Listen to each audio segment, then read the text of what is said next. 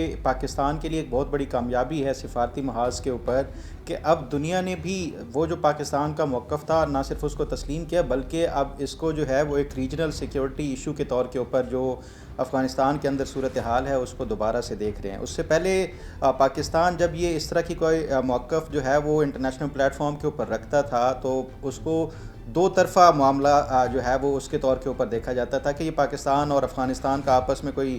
باہمی جو معاملہ ہے اس کو خود ہی ریزالو کریں، لیکن اب آپ دیکھیں یو ایس اسٹیٹ ڈپارٹمنٹ سے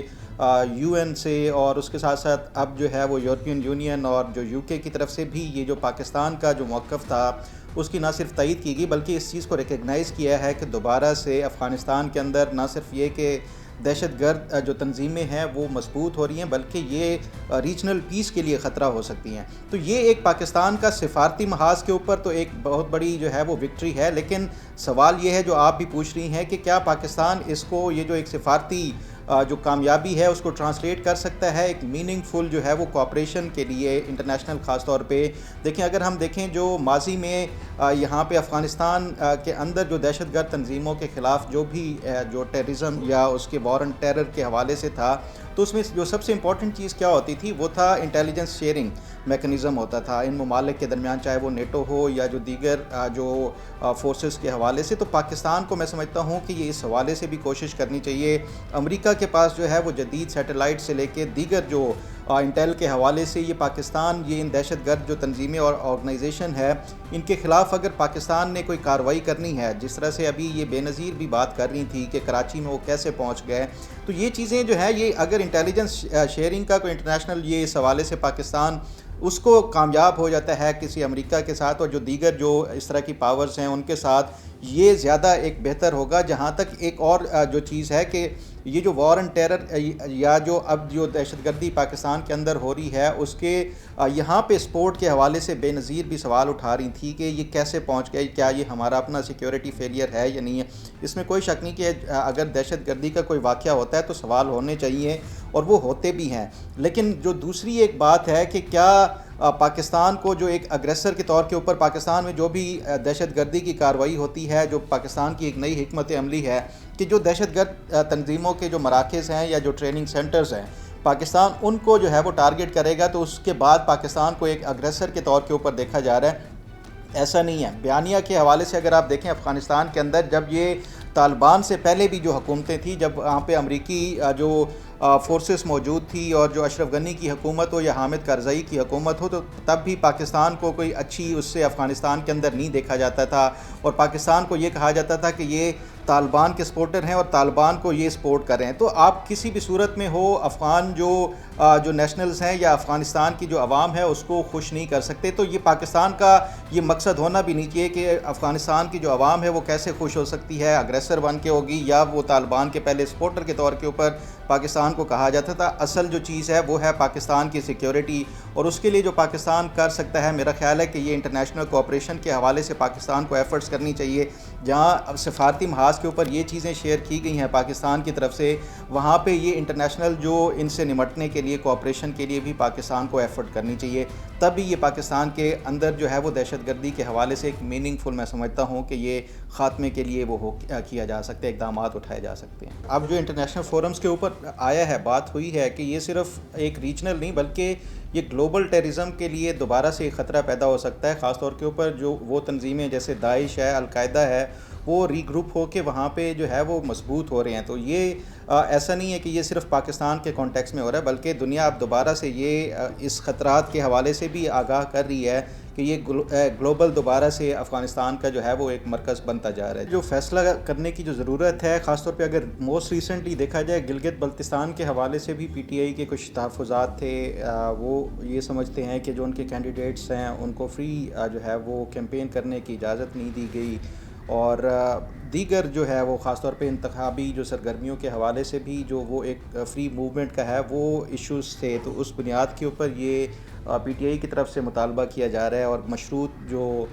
یہ بائیکاٹ کرنے کے حوالے سے اس کے پیچھے ریزن تو یہی بتائی جا رہی ہے۔ لیکن کیا یہ حکمت عملی درست ہے یا نہیں ہے؟ ہم پچھلے 4 سالوں میں دیکھیں،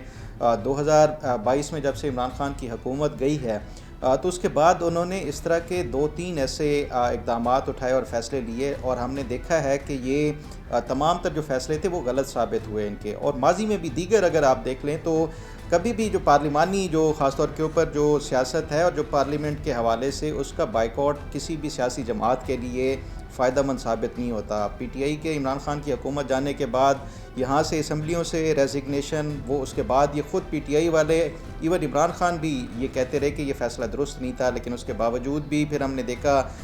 خیبر پختونخوا کی اسمبلی سے باہر چلے جانا اور حکومت چھوڑ دینا، پنجاب سے چلے جانا، اس کا بھی بعد میں انہوں نے ان کے اپنے دیگر جو مختلف رہنما تھے انہوں نے کہا کہ یہ غلط فیصلہ تھا. تو یہ اس طرح کی جو بائیکاٹ کی جو سیاست ہوتی ہے وہ کسی طور کے اوپر بھی درست ثابت نہیں ہوتی. ایک چیز تو اس سے یہ ہے کہ آپ ایک مؤثر جو ریپریزنٹیشن ہے کسی بھی ریجن کی، صوبے کی ہو یا ایون وفاق کے حوالے سے، اس سے اپنے ووٹرز کو محروم کر رہے ہیں، اپنے سپورٹرز کو محروم کر رہے ہیں کہ ان کی آواز پارلیمان تک اور جو پالیسی ساز جو ہے ادارہ ہے پارلیمنٹ، اس سے آپ محروم کر رہے ہیں. تو ایک پہلی چیز یہ ہے. دوسرا یہ کہ آپ اپنے جو سیاسی حریف ہیں اور مخالفین ہیں ان کو فری ہینڈ دے رہے ہیں کہ آپ جائیں، آپ جیت جائیں اور آپ اپنی من پسند جو بھی امپلیمنٹ کرنا ہے وہ سارا کچھ کریں. تو یہ ایک جمہوری دور میں کسی میں بھی یہ فیصلہ کسی طور کے اوپر درست نہیں ہوتا کہ کوئی پولیٹیکل پارٹی جو ہے وہ جو الیکشنز ہیں اس سے بائیکاٹ کرے، چاہے وہ جزوی ہو یا فل جو بائیکاٹ ہو. یہ جو فیصلہ کیا گیا ہے یہ ماضی کی جو ایکسپیرینس ہے اس کی بنیاد کے اوپر، کیونکہ کشمیر میں ابھی تو فی الحال دیکھیں تو وہ جو الیکشن کیمپین ہے وہ اس طرح پراپرلی شروع نہیں ہے. ابھی نامینیشن پیپرز وہ ہوئے اور کشمیر میں ہم نے دیکھا جو پروٹیسٹ وغیرہ چل رہے تھے تو اس پہ کسی سیاسی جماعت نے ابھی اپنی یہ جو الیکشن کیمپین ہے وہ شروع ہی نہیں کیا. اور اس سے پہلے ہی یہ پی ٹی آئی کی طرف سے یہ اس طرح کا فیصلہ کر لینا، یہ میرا خیال ہے کہ اس وجہ سے میں سمجھتا ہوں کہ یہ غلط ہے. ایک تو اس کا جو پی ٹی آئی کا وہاں پہ ووٹر اور سپورٹر ہے وہ بھی ڈبل مائنڈڈ ہو جائے گا کہ کیا ان کی پارٹی جو ہے وہ الیکشن میں حصہ لے رہی ہے نہیں لے رہی، ان کے پھر جو امیدواران ہیں وہ بھی، ان کے لیے بھی یہ ایک کوئی اچھی اور آئیڈیل صورتحال نہیں ہے. تو اس لیے آپ پہلے یہ اس طرح پہلے سے ہی فیصلہ کر لینا یا جزوی طور کے اوپر بائیکاٹ کے حوالے سے بجائے اس کے کہ آپ پہلے ٹیسٹ کرتے کہ کیا آپ کو وہ فری وہ دیا جا رہا ہے یا نہیں دیا جا رہا. تو اس لیے یہ آپ لاسٹ موومنٹ کے اوپر بھی اس طرح کا وہ کر سکتے تھے، لیکن پہلے سے یہ اس طرح کی کنفیوژن اور اپنے ووٹر اور سپورٹر اور اپنے جو امیدواران ہیں ان کے لیے بھی یہ ایک کوئی اچھا فیصلہ نہیں ہے. جو اسٹریٹجی اور منطق ہے وہ صرف ایک ہی ہے اور وہ ہے عمران خان کا جو بھی فیصلہ ہوتا ہے. اور عمران خان کا اگر آپ پچھلی سیاست کو دیکھ لیں ان کی ایک ہی سمت میں ہمیشہ سے یہ ڈائریکشن ہے کہ آپ اپنے جو مخالف اور جو حریف ہیں ان کو دباؤ میں ڈال کے اپنی جو فیور میں فیصلہ لینا. اب یہ جو اس طرح کی ریزگنیشن کے حوالے سے ہے، ماضی میں بھی عمران خان نے یہ ریزگنیشن کا ہو یا اس طرح کا وہ دباؤ ڈالنے کے لیے اپنے جو حریف ہیں ان کو دباؤ میں رکھنے کے لیے اور دباؤ میں ان سے اپنی حق میں کوئی فیصلہ لینے کے لیے یہ اس طرح کے جو ہے وہ فیصلے کیے جاتے رہے. لیکن ہم نے دیکھا ہے کہ یہ تمام تر جو اس طرح کی حکمت عملی تھی پہلے بھی ناکام ہوئی. آپ دیکھ لیں جتنا 2014 کا جب دھرنا ہوا تھا اس ٹائم بھی جو پی ٹی آئی کے جتنے کوئی اراکین تھے انہوں نے استعفیٰ دینے کا اعلان کیا تھا اور اس کے بعد پھر ہم نے دیکھا کہ وہ خود ہی انہوں نے اپنے جو ریزگنیشن تھے وہ واپس لے لیے. پھر اس کے بعد آپ دیکھیں ان کی حکومت کے بعد بھی تو یہ جو اس کے پیچھے منطق اور جو حکمت عملی ہے وہ تو یہی ہے کہ اپنے جو سیاسی مخالفین اور جو حریف ہیں ان کو دباؤ میں ڈالنا ہے اور دباؤ میں آ کے اپنے حق میں فیصلہ لینے کے حوالے سے. لیکن یہ بار بار وہی بات ہے کہ سیاسی جماعتیں جو ہیں وہ اپنی غلطیوں سے سیکھتے ہیں اور غلطیوں سے سیکھ کے جو ہے وہ اپنا جو فیصلے ہیں وہ درست کرتے ہیں. لیکن ہم نے دیکھا ہے کہ پی ٹی آئی بالکل تو پی ٹی آئی ہمیشہ سے ایک ہی جیسی جو ہے وہ حکمت عملی اپناتی ہے، پھر اس میں ناکام ہوتی ہے، پھر اس کے بعد وہی اسی طرح کی غلطی دوبارہ ریپیٹ کرتی ہے. میں ابھی ریسنٹلی گیا تھا عید کی چھٹیوں پہ، تو میں کیونکہ یہاں سے جاتا ہوں تو 3-4 اضلاع جو ہیں وہ پنجاب کے وہ گزر کے لیا تک پہنچتا ہوں. تو آپ یہاں سے میاں والی جائیں، بھکر جائیں، پھر اس کے بعد لیا، آپ جہاں سے بھی گزریں تو یہ اس طرح کی جو خاص طور کے اوپر جو لینڈسکیپنگ کے حوالے سے آپ بات کر رہی ہیں، بیوٹیفائی کرنے کے حوالے سے، یہ تینوں شہروں میں آپ کو نظر آئیں گے.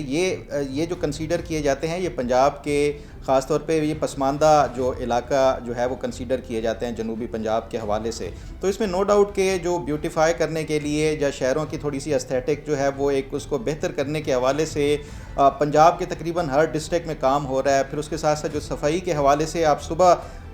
5 سے 5:30 کے درمیان گزرا تو اس ٹائم بھی میں حیران رہ گیا کہ وہاں پہ یہ جو ستھرا پنجاب کا صفائی کے حوالے سے جو انتظامات ہیں لوگ اس ٹائم بھی سڑکوں کو جو ہے وہ صاف کر رہے تھے. یہ پہلے کانسیپٹ اس طرح کا نہیں تھا. اچھا اربن ایریاز میں تو اس طرح کا کانسیپٹ ہوتا تھا لیکن جو رورل ایریاز گاؤں دیہات ہیں اس میں یہ نہیں ہوتا تھا. اب تو گاؤں دیہاتوں میں بھی جو ہے وہ کچرے کے لیے علیحدہ سے آپ کو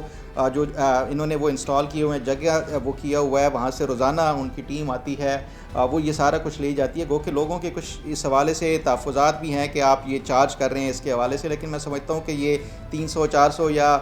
وہ کوئی اتنی بڑی اماؤنٹ نہیں ہے. اس کے بدلے میں اگر آپ کا شہر, آپ کا دیہات جو ہے وہ صاف ستھرا رہتا ہے تو یہ کوئی اتنی بڑی قیمت نہیں ہے. لیکن نو ڈاؤٹ اس میں کوئی کام ہو رہے ہیں اور بیوٹیفیکیشن کے حوالے سے, لیکن جو مین چیز جو میں سمجھتا ہوں ان کو ضرورت ہے, خاص طور پہ جو کچھ میگا پروجیکٹس کے حوالے سے, ڈیولپمنٹ کے حوالے سے, لوگوں کو روزگار کے حوالے سے, اس کے اوپر بھی ان کو توجہ دینی چاہیے. کیونکہ یہ جو آپ یہ بتا رہی ہیں نا ایستھیٹک وغیرہ کا, یہ تو ٹھیک ہے کہ آپ اس کے اوپر ایک خرچ کر رہے ہیں اربوں روپے, لیکن وہی بات ہے کہ آپ ایک تو سیوک سینس کیا لوگوں کو دے رہے ہیں کہ کیا اس کو کوئی حکومت یہ چلی جاتی ہے وہ اس کے بعد بھی یہ اس طرح کی اس کی جو بیوٹیفیکیشن ہے وہ مینٹین رہے گی, صفائی اسی طرح رہے گی یا نہیں رہے گی. کیا لوگ وہ اسی جو ایک جگہ ہے اس کے اوپر جا کے کوڑا پھینکیں گے یا اس کے بعد پھر اسی طرح کوڑے کے ڈھیر شروع ہو جائیں گے. یہ وہ چیزیں ہیں اس کے اوپر بھی ان کو جو میں سمجھتا ہوں کہ اسکول ایجوکیشن سے ان کو وہ دینے کی ضرورت ہے. دوسری ایک چیز میں ہائی لائٹ کرنا چاہ رہا تھا, آپ کے ہی پلیٹ فارم سے ہم نے ایک دفعہ وہ کیا تھا میڈیکل کالج کے لیے, اور اس پہ اعلان بھی کیا تھا جو وزیر اعلیٰ تھی, لیکن اس کے بعد 1 سال سے اوپر ہو گیا, کوئی اس کے نہ بجٹ کا اناؤنس کیا گیا ہے, نہ ہی اس کے اوپر کوئی فردر جو ہے وہ کام ہوا ہے. تو یہ جسٹ ایک اعلانات کی حد تک اس طرح کے جو بڑے پروجیکٹس ہیں اس کو اعلان کر دینا, وہ ایک میں سمجھتا ہوں کہ اس کے اوپر عملی طور کے اوپر بھی کوئی اقدامات ہونے چاہیے بجٹ ایلوکیشن کے حوالے سے بھی.